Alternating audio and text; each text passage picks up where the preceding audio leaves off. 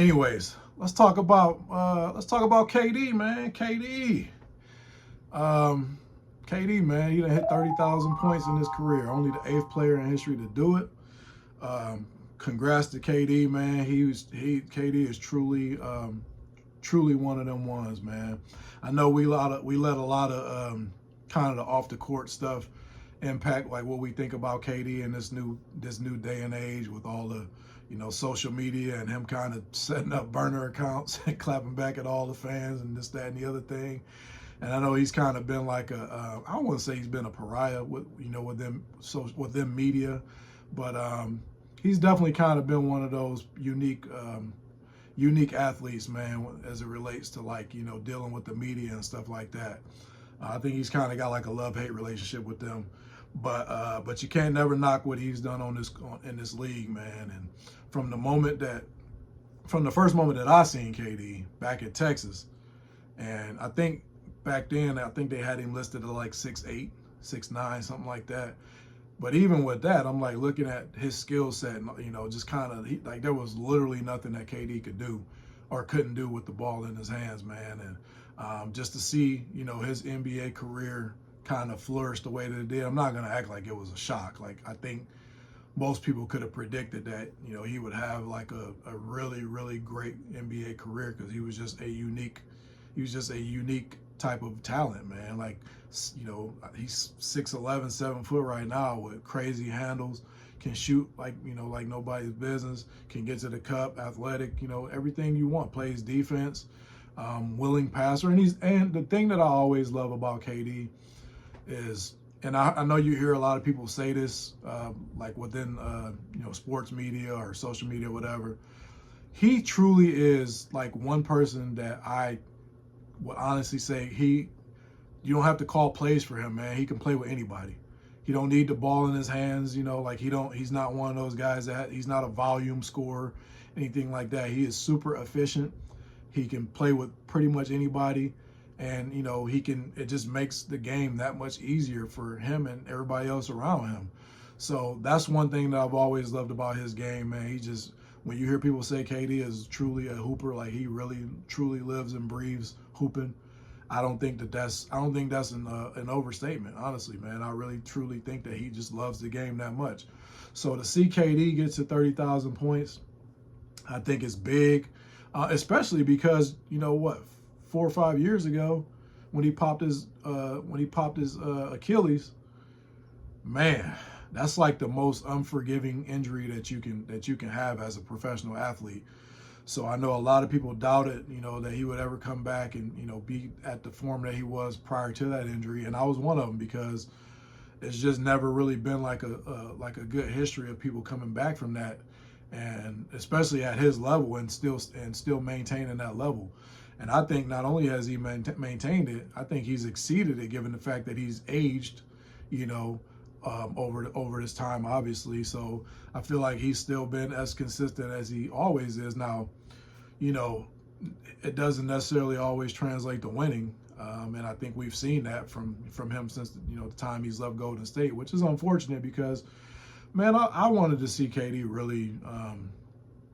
I know that, he probably left for just in my opinion, stupid reasons. He kind of let like the media takes on like it, never being his team in Golden State, and him not, being able to lead his own team to a championship and all this stuff. I know he probably left for all of those dumb reasons, but having said that, I still wanted to see him lead a team to a championship, and he was never able to do that. So that kind of gives me mixed feelings about what I think about him all the time. I know a lot of cats, like right out the gate, as soon as he hit 30,000, was on this like top 10 stuff. And I don't normally agree with Nick Wright because I don't really like a lot of the stuff he say, but I definitely gotta agree with Nick Wright from FS1, man. These takes is getting crazy, bro. Like they really are. Like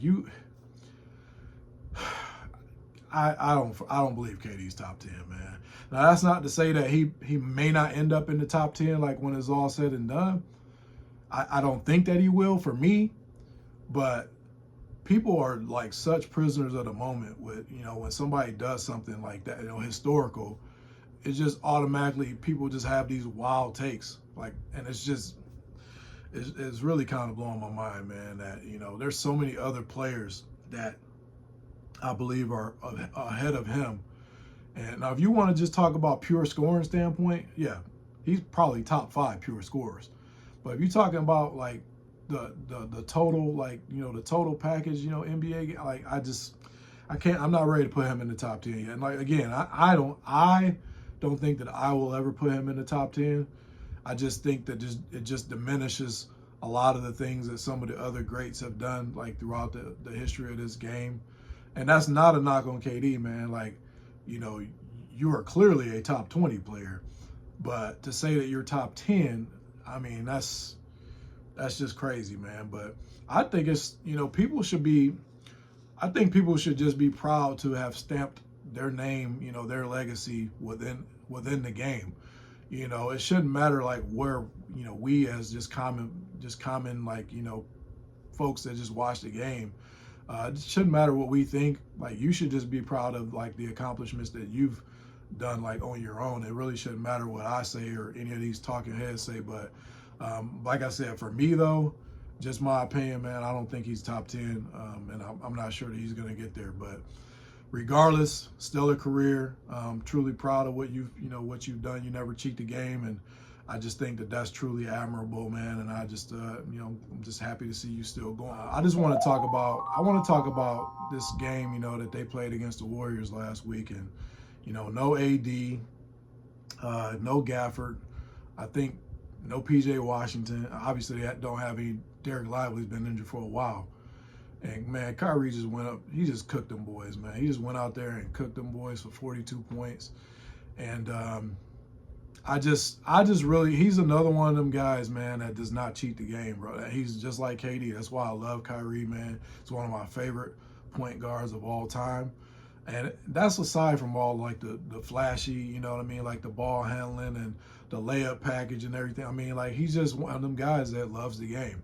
And for me, like, that goes a long way as far as, like, you know, the type of player that, you know, that I truly enjoy watching, man. So Kyrie went out there, torched them boys for 42.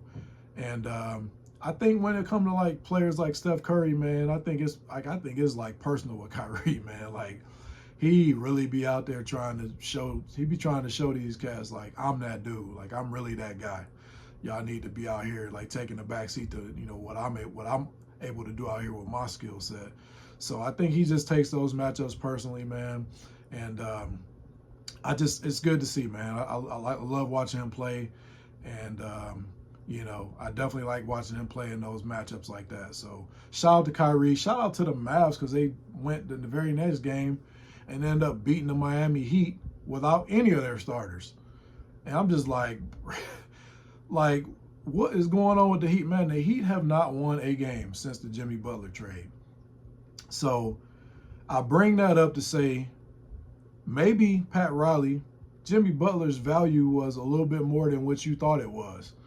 And maybe you should have just paid him, even though I think it's crazy, the $121 million. Maybe you should have just paid him, because I just think that, you know, his leadership and his impact on the team, I think he's just one of those guys. Like I say, he's a natural leader that the other guys will follow, because, you know, he just goes out there and does what he's supposed to do. He's a hard worker, and his hard work has taken him to a point where he's peaked out, like I said before. So, you know, I cannot overstate the importance of having a guy like that on your team. And it's, you know, like I said, they haven't won a game since. I don't know what the rest of this season is going to look like for them, but you can definitely tell, like, that trade it definitely shook that team up in a negative way. So we'll see what happens. And that brings me to my next point. So, you know, I talked about Jimmy Butler. Now I want to talk about playoff P, Paul George. Paul George had 2 points in 37 minutes the other day. A guy that's making almost $50 million this year, or he might be making $50 million this year, had 2 points in 37 minutes. This is what you signed Philadelphia. And the reason I'm bringing him up directly after Jimmy Butler is because I got to apologize. I got to apologize because I used to have this argument all the time with my brothers. Because, like, two of my brothers, they kind of think a lot alike. You know, they kind of got a lot of the same takes. And they was on this Jimmy Butler train, like, for a long time. Now, I've always been a fan of Jimmy Butler. I just don't think, like, I just never thought he was like a superstar, like a guy that was going to ever be like the number one option on the championship team. But that's not to take away anything that he does. I really like him, and I truly think that he's really a good player. But I will never disrespect Jimmy Butler again by comparing him to Podcast P, Playoff P, Paul, whatever you want to call it. I used to, like, you know what it was, man? Like a lot of these young cats, just like a lot of these young cats, like, you know, Kai Anthony, that's like his favorite player. What's my man from Charlotte, Brandon Miller. You know, a lot of these guys, man, they say like that's who they kind of came up modeling their game after and stuff.